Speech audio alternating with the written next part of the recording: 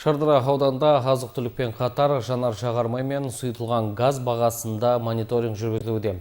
Қазір ауданда жанармай қоры жеткілікті, аудан басшылары бағаның негізсіз көтеріліп кетпеуін бақылауда ұстауда. Ол үшін барлық жанар-жағармай құю бекеттерінің иелеріне ескертілген. Сондай-ақ аудан және қалааралық жүретін қоғамдық көліктердің жолақысы төмендетілген. Бұл жұмыстарды жауапты мамандар жіті қадағалауда.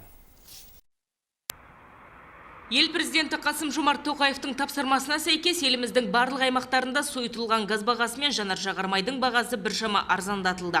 Бүгінде Шардарада газ бағасы 60-65 теңгеден саудаланса, халық көп тұтынатын АИ-92 маркалы бензин бағасы 182 теңгемен сатылуда. Баяғы 120 теңге еді, қазір 60 теңге қолай болып қалды.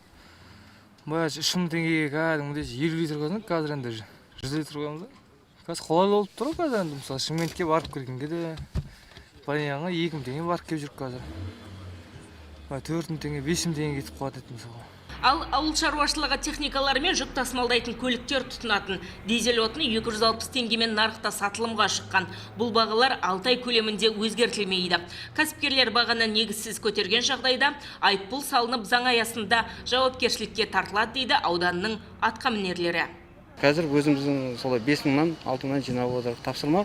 Енді осы бүгін беріледі деді. Бәрі орындалып жатыр, заттардың бәрі тексеріліп салынып жатыр. Сұйытылған газ бағасының төмендеуі аудан мен облыс аралық қатынайтын қоғамдық көліктерде де оң нәтижесін көрсетуде. Бүгінде жолақысы 2 есеге арзандатылған.